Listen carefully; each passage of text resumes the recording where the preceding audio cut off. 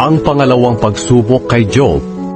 Isang araw, muling nagtipon ang mga anghel sa presensya ng Panginoon, at muli ring sumali sa kanila si Satanas.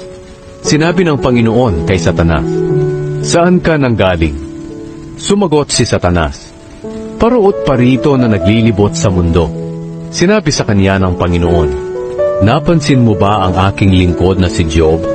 Wala siyang katulad sa buong mundo. Matuwid siya, malinis ang pamumuhay, may takot sa akin at umiiwas sa kasamaan. Tapat pa rin siya sa akin, kahit na pinilit mo akong payagan ka na sirain siya ng walang dahilan." Sinabi ni Satanas, "Matatanggap ng tao na mawala ang lahat sa kanya, basta't buhay lang siya. Pero kapag siya na ang sinaktan mo, tiyak na isusumpa ka niya." Sinabi ng Panginoon kay Satanas, "O sige, gawin mo ang gusto mong gawin sa kanya, pero huwag mo siyang papatayin." Kaya umalis si Satanas sa presensya ng Panginoon at sinaktan si Job sa pamamagitan ng mga piksa mula ulo hanggang talampakan.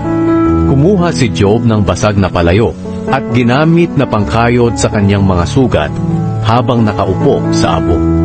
Sinabi sa kanya ng asawa niya, "Ano, tapat ka pa rin ba sa iyong Diyos? Sumpain mo na siya at nang mamatay ka na."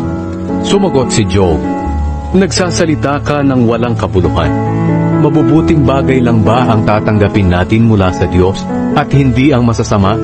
Sa kabila ng lahat ng nangyari kay Job, ay hindi siya nagkasala kahit sa pananalita